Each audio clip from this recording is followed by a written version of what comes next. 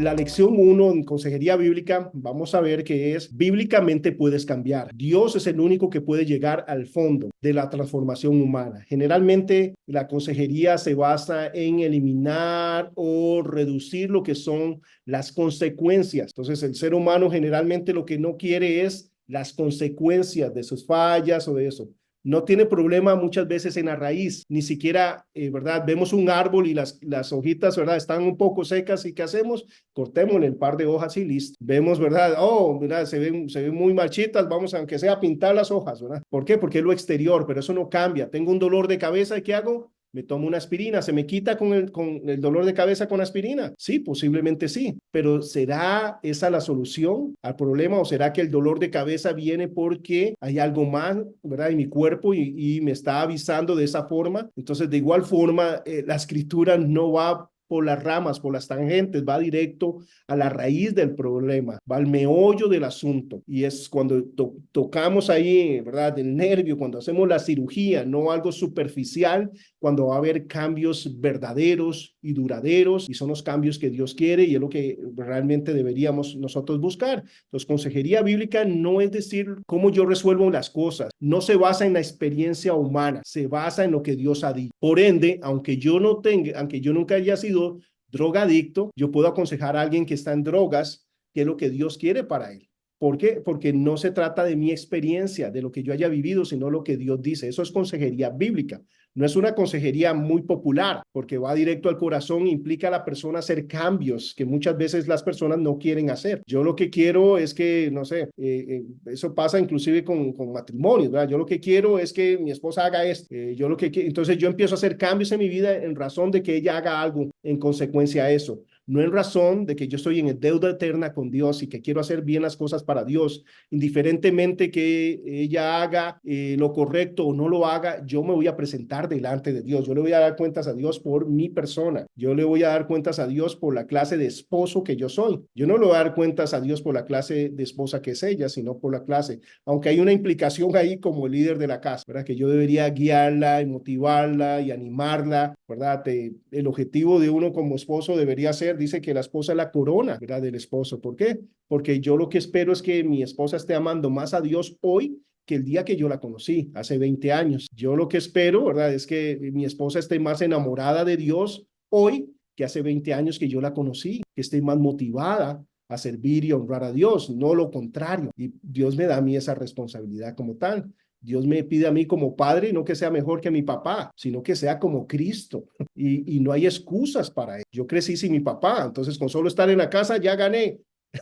No, no se trata de eso. Tengo que ser como Cristo. Y aquellos que hemos nacido de nuevo somos nuevas criaturas. Las cosas viejas pasaron aquí. Algunas, no, todas son hechas. Entonces, a partir de mi nacimiento espiritual, tengo una nueva naturaleza que me permite a mí caminar como Dios quiere, que me permite a mí ser de bien para los demás, que me permite llevar gloria al nombre de Dios. En medio de cualquier dificultad y circunstancia que yo esté pasando, yo puedo honrar y glorificar. Que quiera es otra cosa, ¿verdad? Y esa es la lucha de las naturalezas en nosotros, pero sí podemos. Dios nunca nos pide algo que nosotros no podemos hacer o que, ¿verdad? Que no tenemos. Siempre va en virtud él lo que hace es comisionarnos, y comisionarnos es que nos da la capacidad, las herramientas y luego nos pide y nos envía, pero ya dándonos todo lo que nosotros necesitamos para cumplir el llamado que nos ha dado. Entonces, bíblicamente puedes cambiar. Y el primer punto ahí, ¿verdad? Sería el punto 1, ¿verdad? El 1 es lo primero, primero lo primero. ¿Y qué es lo primero en el camino de Dios? ¿Qué es lo primero para una persona? Es venir a Cristo Jesús. Efesios, todas las clases vamos a tener un versículo para memorizar. En este caso va a ser Efesios 2, 8 y 9, para estarlo repasando durante toda la semana. El objetivo es que lo aprendamos, que lo hagamos nuestro. Efesios 2, 8 y 9. Porque por gracia sois salvos por medio de la fe. Y esto no de vosotros, pues es don de Dios, no por obras para que nadie se gloríe. Ese es el principio que tenemos, ¿verdad?, de nuestra salvación. Entonces, ¿qué nos dice Efesios 2, 8 y 9? Que somos salvos por la gracia, por un favor inmerecido de Dios. Sois gracias por salvos y por medio de la fe. ¿Cuál es el medio?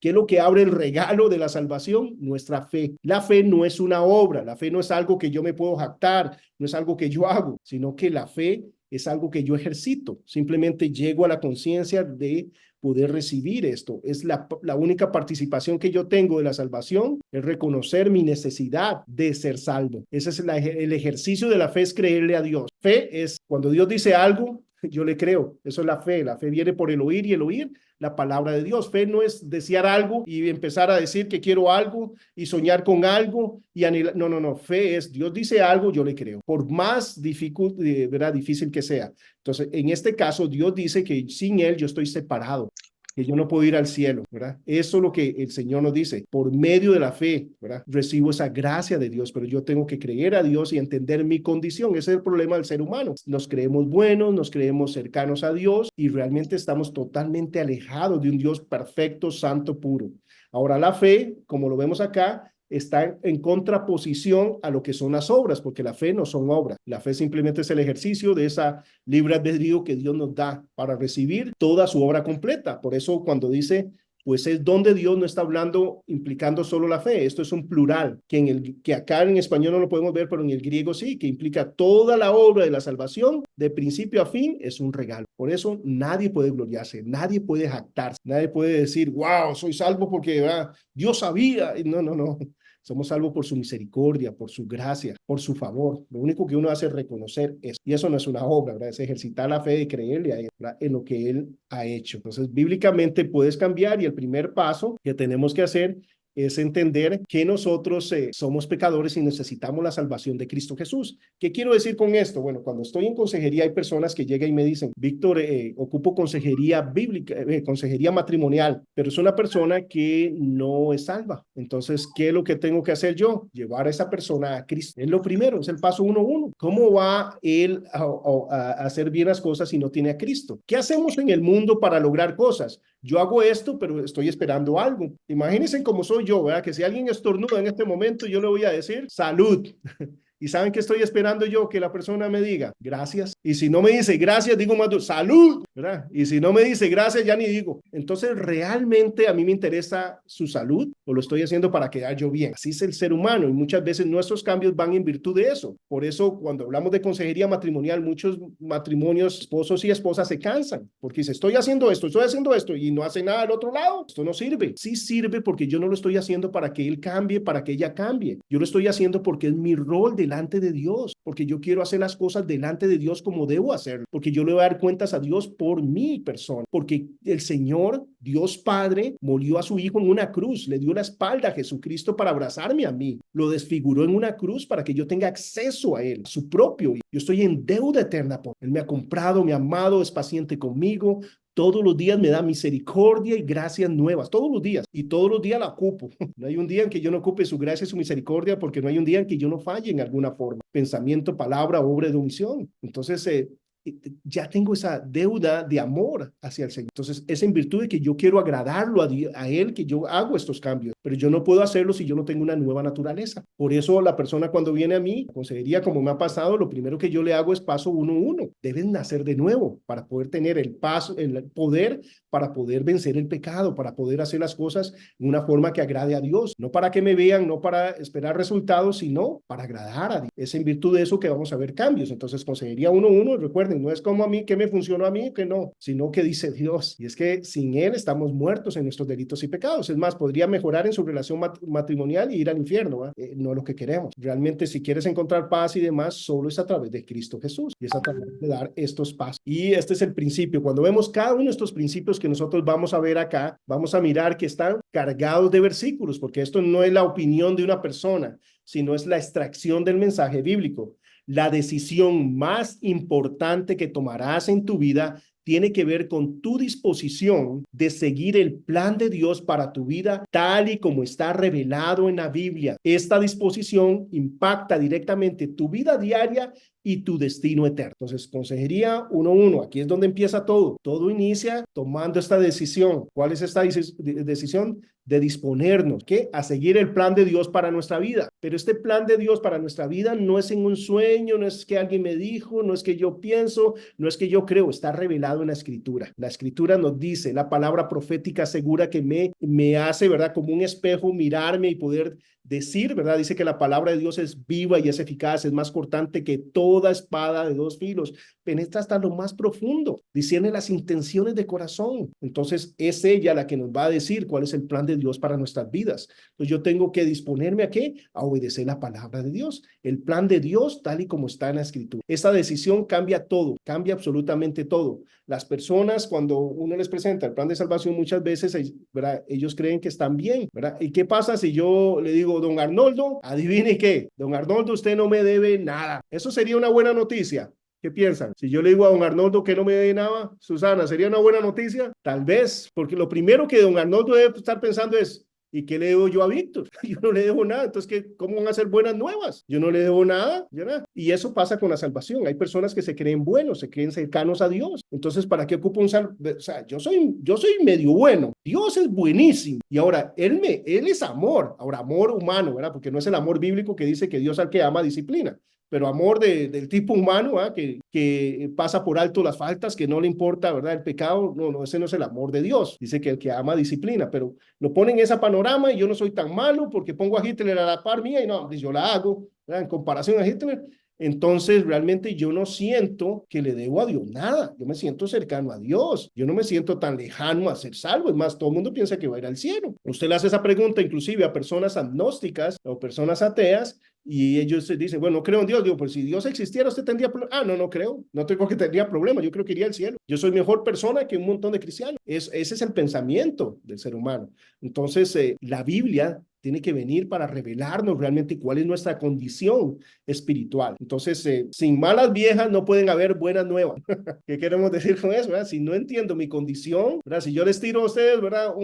Ahorita un salvavidas, usted está en su sala y más bien le estorba, ¿cierto? Pero si está en medio del océano, ¿es diferente o no? Bueno, eso es lo que hace la escritura y eso es a lo que tenemos que llevar a las personas. Dios tiene un plan para nosotros. Se basa, ¿verdad? En la escritura, en la palabra de Dios. Entonces, basado en lo que Dios ha dicho, nosotros vamos a tomar decisiones que esas decisiones van a traer lo que nosotros estamos esperando, que es paz, gozo, plenitud. Todo lo que queremos solo viene de la obediencia a la palabra de Dios. Entonces, imagínense cómo yo voy a mandar a alguien, ¿verdad? A decir, no, está bien, haga esto y lo otro, cuando no ha nacido de nuevo, cuando está, ¿verdad? Viciado, cuando tiene el viejo hombre, cuando no entiende las cosas de Dios, cuando no hay poder en él para vencer el pecado. Es imposible. Por eso es diferente la consejería bíblica a muchas otras consejerías que nosotros podemos ver hoy en día. Dice el Salmo 119, 165, mucha paz tienen los que aman tu ley. No hay para ellos tropiezo. Cuando caminamos en obediencia, de nada tenemos que andar escondidos. Si yo voy a la velocidad correcta en el freeway, en la carretera,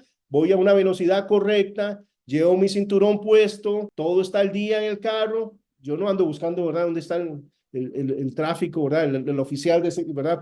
¿verdad? Yo ando tranquilo, confiadamente. Es más, cuando veo a un policía, veo a un oficial, hasta lo saludo, ¿verdad? No tengo problema.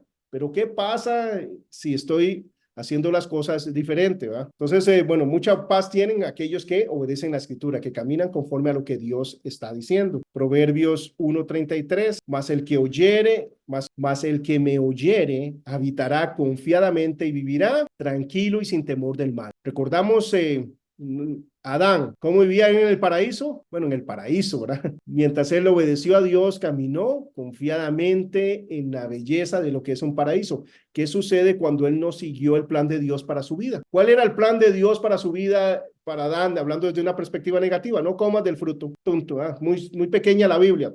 No comas del fruto y de esa forma yo me garantizo que me amas, porque no es que me amas y no hay ninguna forma de no amarme. No, voy a darte a ti una forma en que usted puede decirme que me ama. Entonces, cada vez que usted no coma del fruto, me está diciendo, Dios, te amo y te amo en serio, porque yo puedo tomar la fruta.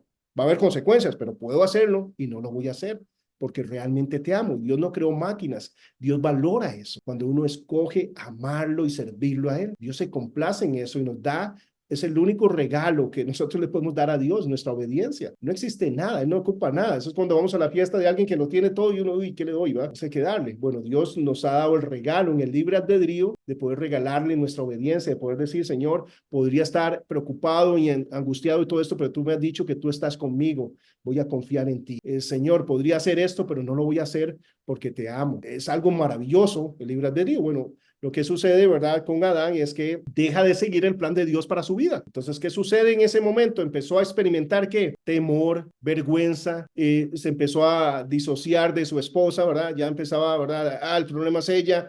Todo eso ocurre con el pecado. Entonces, él empieza deja de seguir el camino de Dios y empieza a seguir su propio camino. Recordamos lo que dije al principio de la consejería humana. ¿Qué es lo que busca la consejería humana? Minimizar las consecuencias. ¿Qué trató de hacer él? No de arreglar el problema, sino de minimizar las consecuencias. ¿Cómo? Tengo temor, ¿qué hago? Solución para el temor, escóndase. ¿Se acaba el temor escondiéndose? No, pero esa fue la solución humana, ¿ves?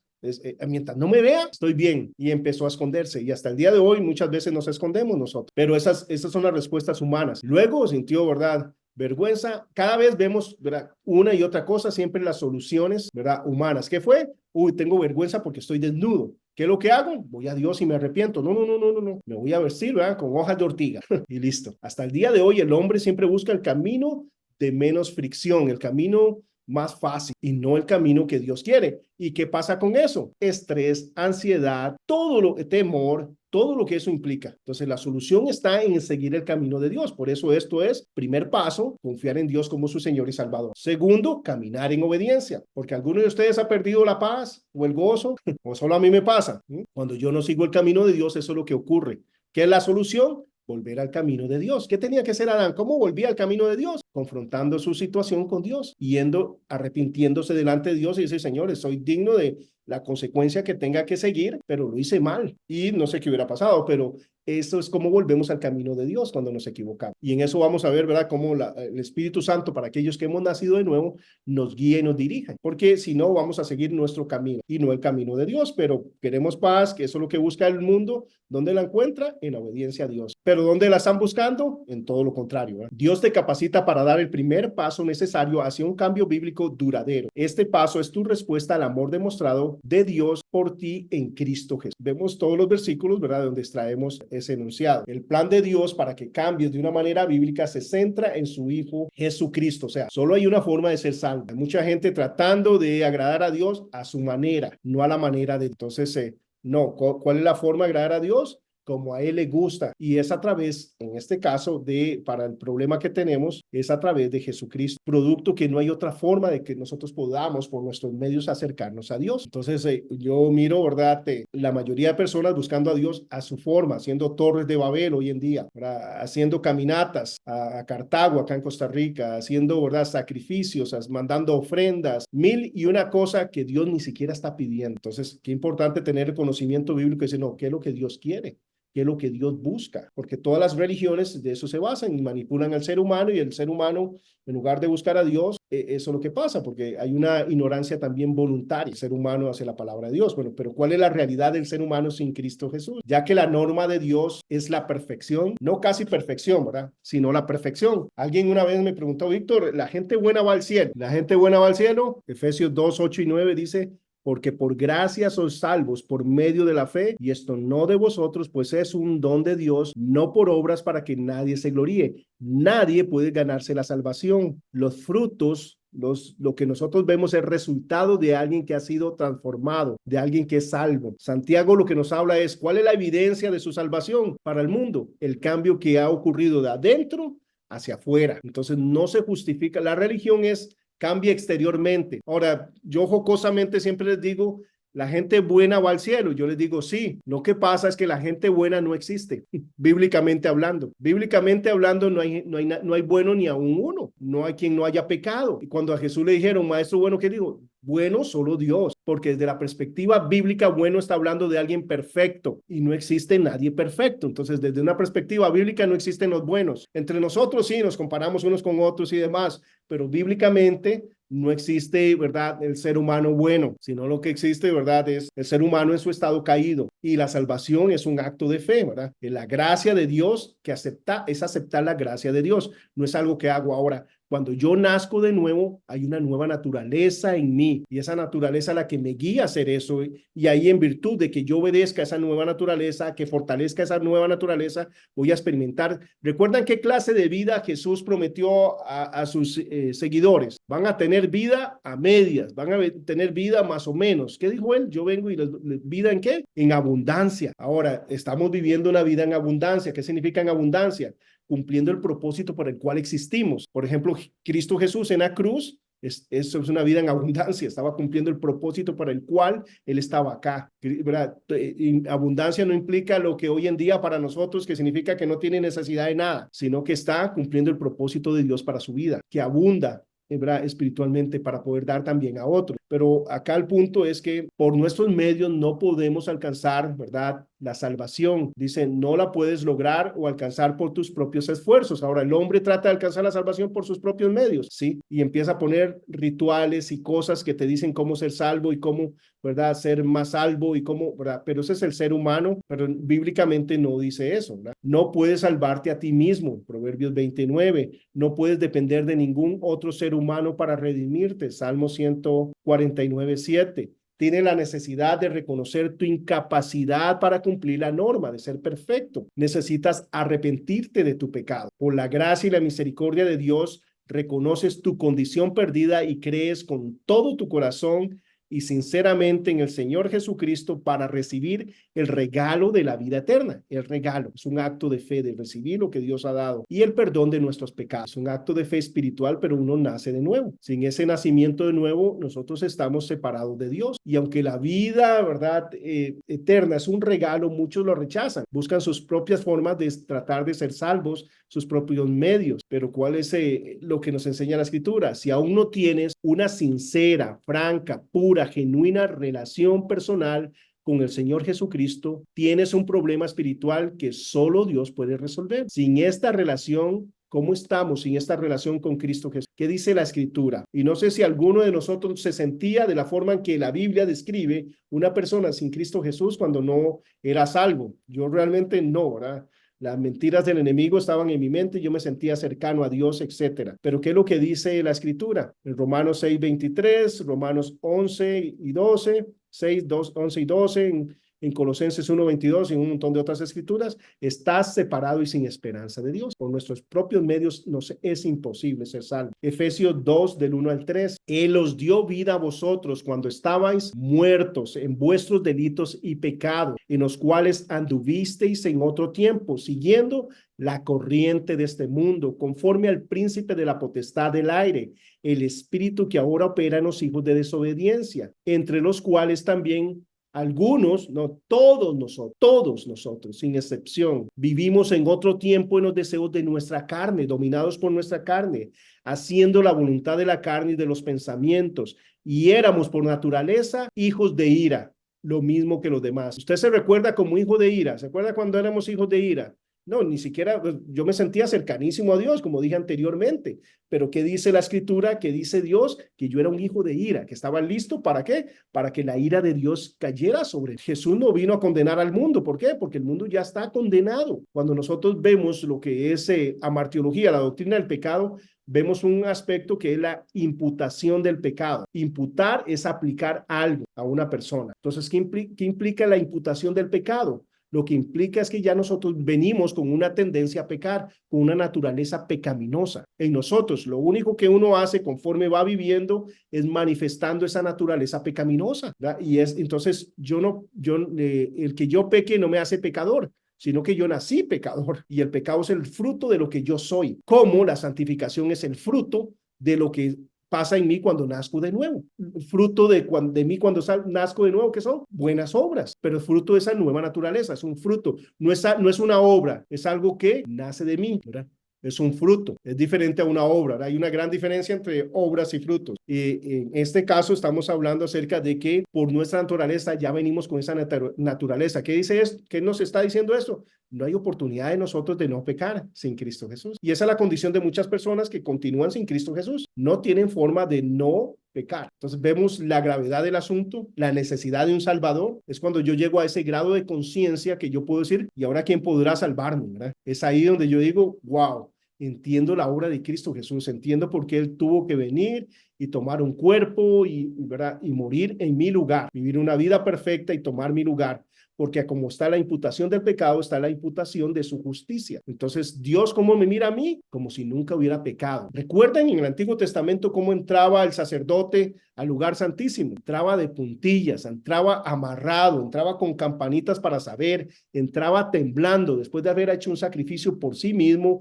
hacer un sacrificio por el pueblo, y aún así con temor y temblor, ¿verdad? Para rociar la sangre sobre el lugar santísimo. ¿Cómo nos dice la Escritura que nosotros podemos entrar ante el trono de la gracia? Fiadamente, por la clase de sacrificio que se pagó por mí, por cada uno de nosotros. Es que no es un corderito sin mancha, puro y demás, sino es que la sangre de Dios perfecta que se derramó en mi lugar. Esa es la clase de rescate que Dios Padre pagó, ¿verdad? Por cada uno de nosotros en Cristo Jesús. Por eso, creer que tenemos que agregarle algo más a la salvación, Pablo los llamaba hasta perros a esas personas que querían agregar a la salvación de creer en Cristo algo más, como guardar el sábado, como comer, ¿verdad? No comer esto, como no hacer lo otro.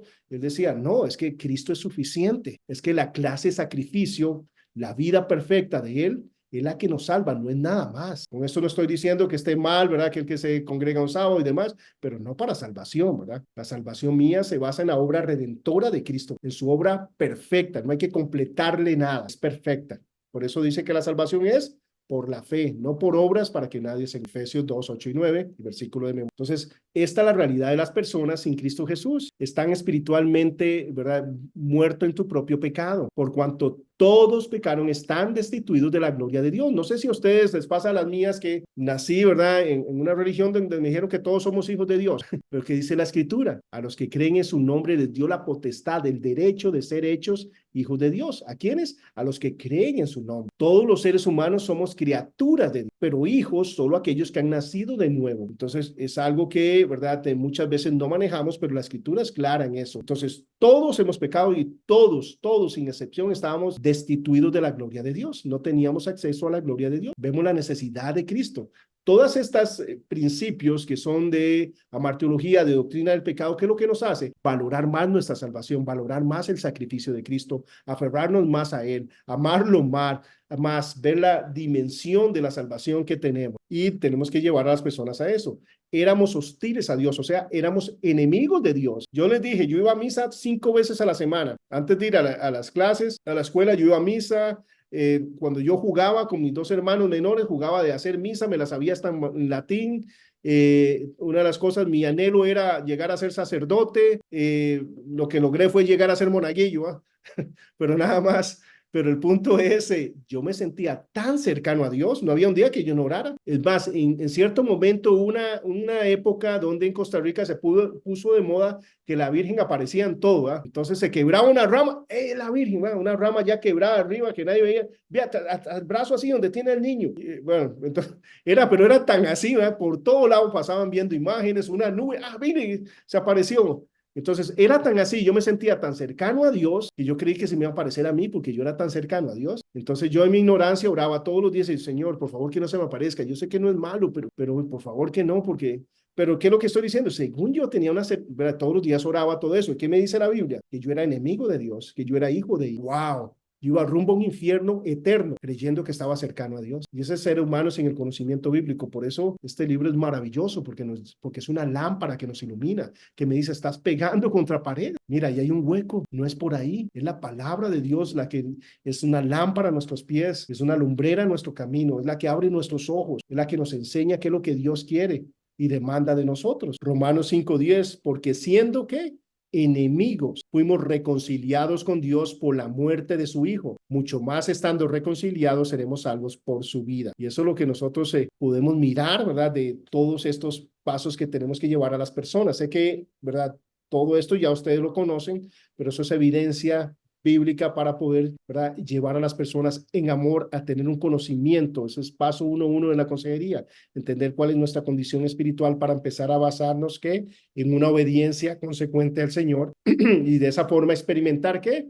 La paz que andan buscando las personas, el gozo que andan buscando las personas, que no se basa en las circunstancias, en las personas o en las cosas, sino en el carácter de Dios, en la veracidad de Dios, en lo que viene, que es por siempre y para siempre, en que Dios no miente, en que Dios está con nosotros, en que Dios tiene un propósito en lo que estemos pasando. Está cegado por Satanás y cautivo por él para hacer su voluntad. Mientras no tienes a Cristo Jesús. No tienes poder para librarte del control del pecado sobre tu vida. Eso es la imputación del pecado que hablamos anteriormente. Sin Cristo Jesús no hay un poder para vencer el pecado. Eres incapaz de entender las cosas de Dios. Dice que es locura el ser humano. Dice, eres incapaz de agradar a Dios, de andar en su camino, eres incapaz de vivir una vida espiritualmente fructífera y significativa. Todo esto, ¿verdad? Es el asunto, ¿verdad? De cómo estamos sin Cristo Jesús. Esto es para que, ¿por qué? Porque la mayoría de nosotros no nos sentíamos así. La mayoría de nosotros, ¿verdad? Nos sentíamos tal vez cercanos a Dios o demás. Y en realidad acá podemos ver cuál era nuestra realidad espiritual. Entonces, lo que buscamos, ¿verdad? Con las clases es que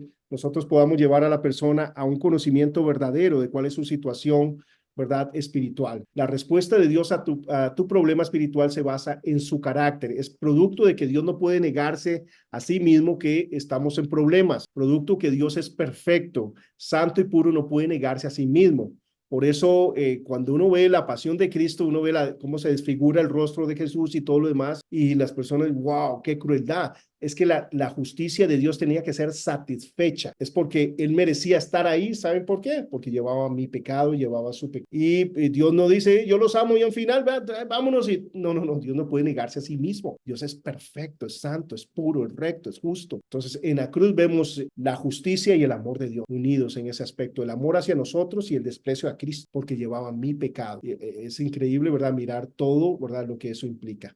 La respuesta de Dios a tu problema espiritual se basa en su carácter. Dios es justo, por lo tanto, en tu estado pecaminoso enfrentaría su ira y su juicio. Y es más un acto de amor el hecho que Dios se aleje de nosotros o que estemos alejados de Dios en nuestra condición pecaminosa. ¿Por qué? Porque si nos es como acercarse al sol, ¿verdad? Somos consumidos, porque de su santidad saldría eso. Yo a veces pienso como el hombre manos de tijeras, no sé si vieron esa película, ¿verdad? Que en lugar de manos tenía tijeras. Entonces imagínense yo con las manos de tijera tratando de abrazarte, ¿verdad? Nos hace picadillo. Es igual la santidad de Dios por sí mismo, por quién es Él. No podemos acercarnos a Él en nuestro estado pecaminoso. Entre comillas, Dios tiene ese problema para poderse acercar a nosotros por el pecado. Por eso, ¿qué es lo que hace? En Cristo Jesús, ¿verdad? Nos hace un acceso para poder llegar a Él, a un Dios perfecto y santo, solo a través de que se nos imputa la justicia de Cristo Jesús, se nos aplica. Por eso es una muerte vicaria, una muerte sustitutiva. ¿Por qué? Porque Cristo no tenía que pagar por nada. Él vivió una vida perfecta, pero nosotros siempre hacemos énfasis en la importancia de su muerte, ¿verdad? En nuestro lugar, pero tenemos que también hacer un énfasis en la importancia de su vida perfecta y santa, porque la vida de Él es la que se nos implica a nosotros. Dios nos mira a través de cómo vivió Cristo y cómo vivió Él sin mancha, sin pecado. Entonces, al ser así, recordemos cómo tenía que ser el Cordero sin mancha, sin defecto, el primogénito, etcétera. Era una representación de cómo iba a vivir Cristo. ¿Para qué? Para que la vida de Cristo se me aplicara, para que Dios pueda abrazarme a mí, para que yo pueda entrar confiadamente ante el trono de la gracia en Cristo. Pero sin Cristo Jesús, ¿verdad? Lo único que nosotros merecemos es el infierno, su ira, su juicio. Apocalipsis 4:8 dice, y los 4 seres vivientes que tenían cada uno 6 alas alrededor y por dentro estaban llenos de ojos, no cesaban día y de noche de decir, santo, santo.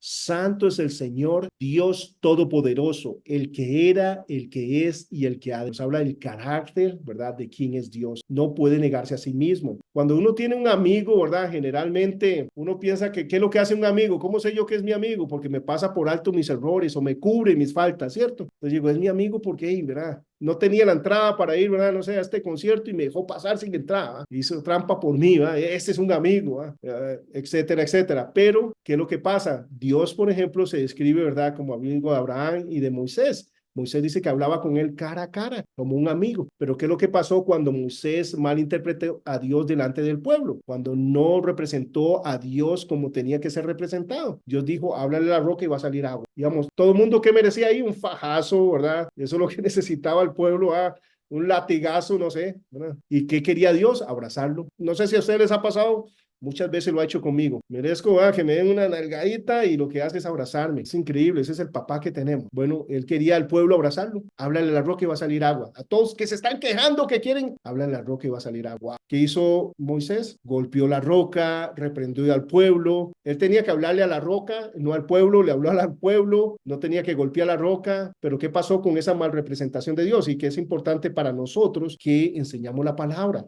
No malinterpretemos a Dios, no tomemos partidos o enseñémosle a Dios, enseñemos un Dios que no es el Dios de la Biblia, en ningún lado, ¿verdad? Tampoco tolerando el pecado y pensando que el pecado es nada, no, en ninguno de los dos casos. Seamos humildes suficiente para en oración decir, Señor, ¿qué tú quieres que yo haga en este momento? Yo me sé los versículos, yo sé la situación, pero ¿qué tú quieres que yo haga? A veces no es decir nada, es abrazar a la persona. A veces es el mejor consejo que podemos darle a una persona. ¿Recuerdan los amigos de Job? ¿Cuál fue el problema? Cuando empezaron a hablar, a dar sus opiniones. Buenas, ninguna opinión era mentira, ninguna opinión era mala, pero Dios no le dijo, vayan y díganle esto. Entonces nos habla a nosotros de no mal representar. Pero ¿qué quiero decir con todo esto? ¿Recuerdan qué pasó con Moisés? No entró a la tierra prometida, dejó de ser amigo de Dios. Dios le dijo, no, pero ¿qué pasó? No entró a la tierra prometida. ¿Qué es lo que quiero decir? No neguemos, ¿verdad? No minimicemos la santidad y el concepto de un Dios puro y perfecto. El hecho que Dios en su gracia sea paciente con nosotros no significa que está bien pecar. Y si levanto la voz es porque Dios me está hablando a mí.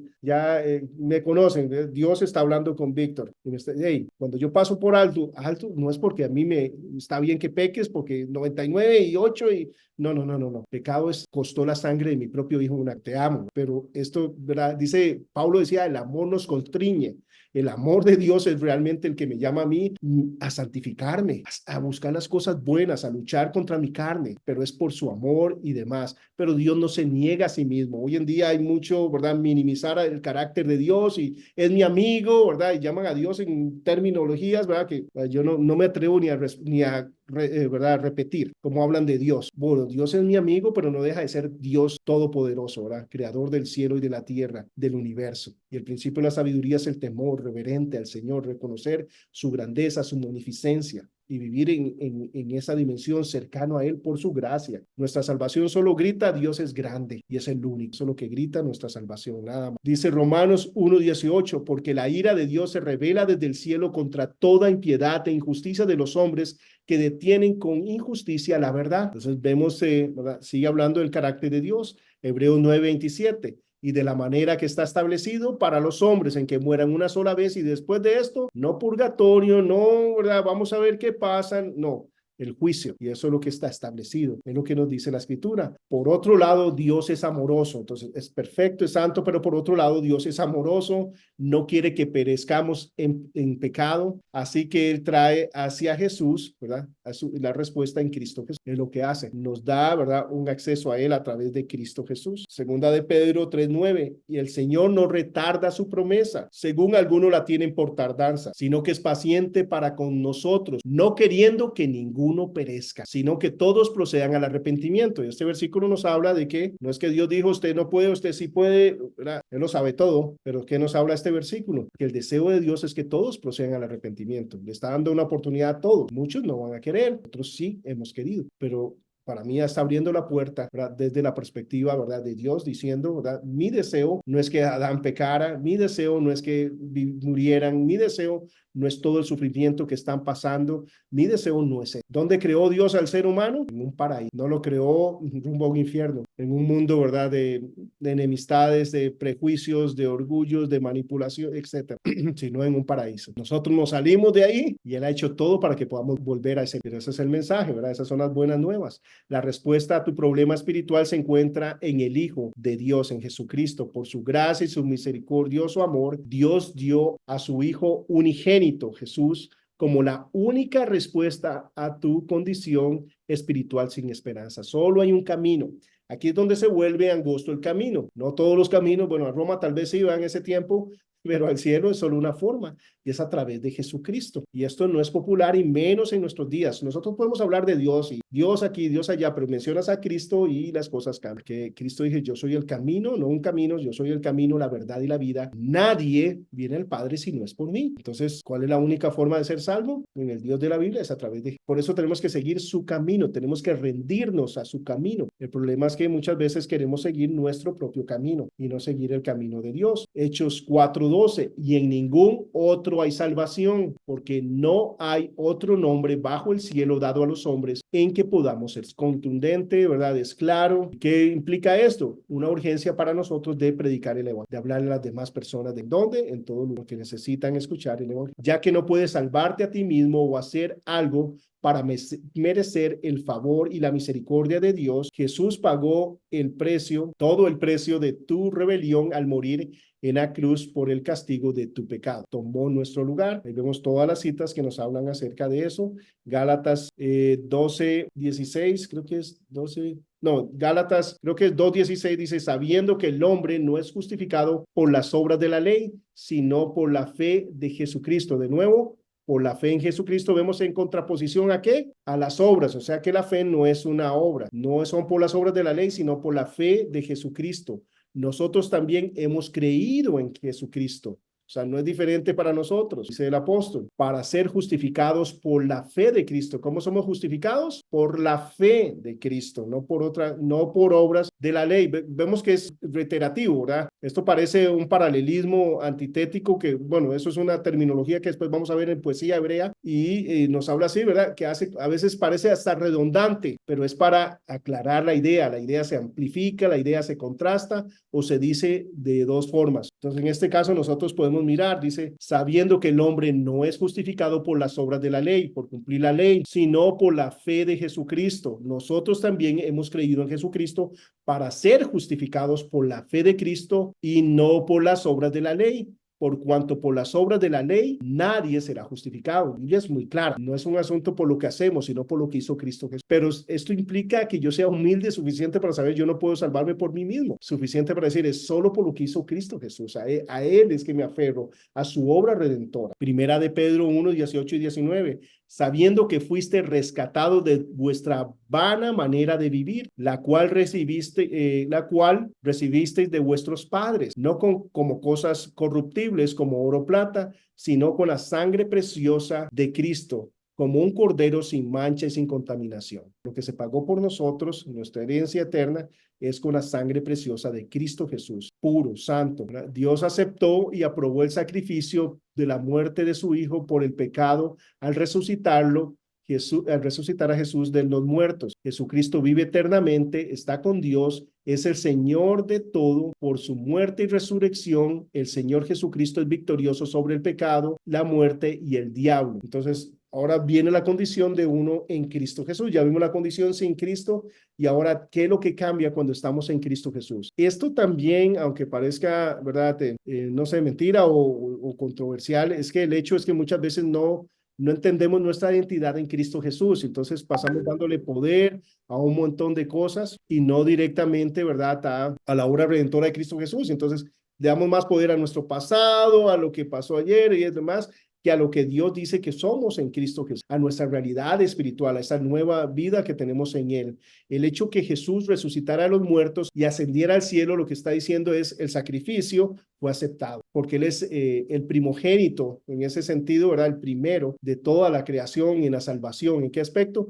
Nadie iba al seno del Padre, nadie podía ir a Dios Padre antes de Cristo Jesús. Él fue el que abrió el camino. Por eso dice que cuando Él murió en la cruz, llevó cautiva la cautividad cuando ascendió al cielo. ¿Por qué? Porque tenía que ser el primogénito, dice, entre muchos hermanos. Era el primero en ser aceptado como sacrificio. Entonces, el pago por cada uno de nosotros fue aceptado. Es lo que habla la resurrección de Cristo Jesús. El Padre se agradó en el sacrificio, ¿verdad?, que se había dado en nuestro favor. Entonces, ¿qué tenemos? Dice, tener el perdón de tus pecados y ser reconciliados con Dios. Entonces, no solo se nos pagó la deuda, sino que nos hizo amigos de Dios, reconciliados con Dios. Ya solo cancelar una deuda es, ¿verdad?, es buenísimo, pero no solo es que ya no me debes nada, es Y si ocupas, pídeme. Wow, increíble. Experimentar un nuevo nacimiento espiritual. Nacemos de nuevo. Tenemos que tener ese nacimiento de nuevo. Recibir por la fe el regalo de la vida eterna y por su gracia. No es algo que nos ganamos. Tenemos acceso a Dios. Ahora tenemos acceso a ser un miembro de la familia de Dios. Pasamos a, ¿verdad?, tener esta relación de padre e hijo. Ya no somos criaturas de Dios, ahora somos hijos. Tenemos esa relación con Dios. Entender las cosas espirituales. El Espíritu Santo nos va revelando y en virtud que nosotros nos dispongamos,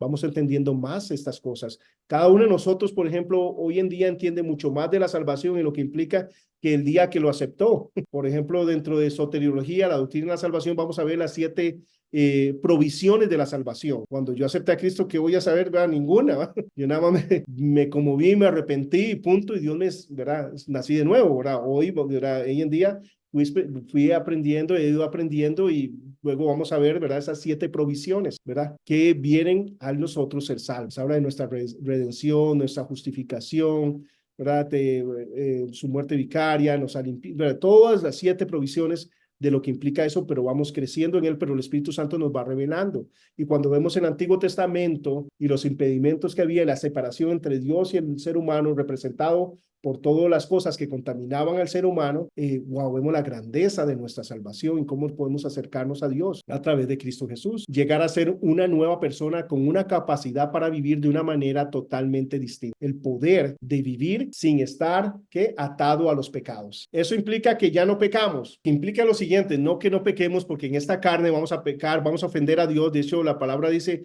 aquel que diga que no tiene pecado hace a Dios mentiroso. Todos fallamos en alguna forma, de palabra, ¿verdad?, de palabra, de obra, de omnisciencia, ¿verdad? En diferentes formas ofendemos a Dios. Por eso no podemos justificarnos. Pero lo que sí implica es esto. No tenemos que pecar. Podemos vivir sin practicar pecado. Ya no estamos atados al pecado. Ya nosotros, ¿verdad? Cuando hay pecados que son voluntarios, cosas que sabemos que está mal y aún así lo hacemos. Hacemos un comentario de más, hablamos, ¿verdad?, cuando no tenemos que hablar, diferentes cosas. A veces son cosas simples que el Espíritu Santo nos va a dar a nosotros, ¿verdad? Nos va a explicar eso. Por ejemplo, a veces preferimos ofender a Dios que ofender a los seres humanos. Y cuando lo digo de esa forma, alguno de ustedes se siente aludido con lo que acabo de decir, ¿verdad? Se oye como muy fuerte, ¿verdad? Prefiero ofender a Dios que a los seres humanos. Pero ¿sabe cómo se vuelve eso una realidad y se ha vuelto una realidad en mi vida? Que el Espíritu Santo tan simple como esto, voy a la pulpería y como pueden ver, hablo mucho, ¿verdad? Y cuando digo pulpería es el abastecimiento, ¿verdad? Entonces voy a comprar, ¿verdad?, hacer un mandado para ir a traer algo para el almuerzo. Pero mientras estoy ahí empiezo a hablar con uno, empiezo a hablar con el otro y cuando veo va a estar tardísimo y mi esposa está esperando eso para el almuerzo. Entonces cuando voy de camino, ¿qué es lo más fácil hacer cuando llego a la casa? De decirle, viera la cantidad de gente que había, ¿verdad?, en el abastecedor. No sé cómo es posible que había tanta gente. Nunca he visto tanta gente, ¿eh? Y luego salgo, ¿verdad?, con el vehículo que no está cerca y una presa increíble, cualquier cantidad de carros, yo no sé qué pasaría, ¿eh? Y ya llego acá, etcétera, etcétera. Ahora, ¿eso qué hace? Que evito un problema con ay, pobrecito, mi amor, no, gracias por hacer, ¿verdad?, el mandado y todo, y qué dicha, ¿verdad?, qué lástima, estoy cansadito.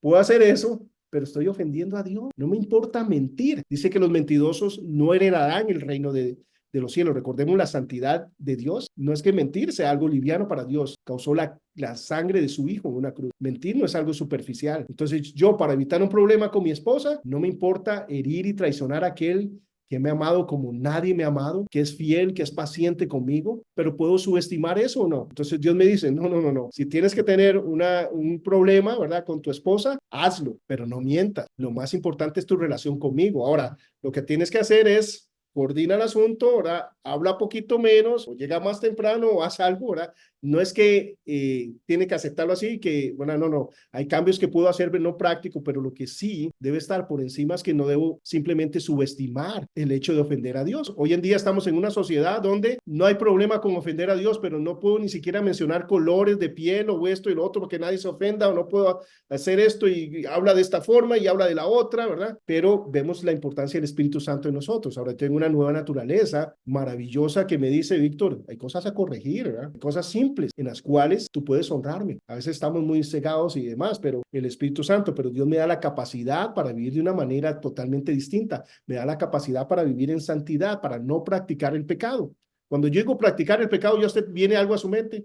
Todos tenemos debilidades específicas con las cuales luchamos. Ahora, la Biblia nos dice claramente, no proveas para esas cosas. Hay ambientes que nos llevan a esa situación. Hay personas también que nos motivan en esa dirección. Hay cosas a cortar, personas a alejarnos, hay diferentes cosas. Tiempo de oración. Me he dado cuenta que, ¿verdad? La oración de la mañana no me alcanza todo el día.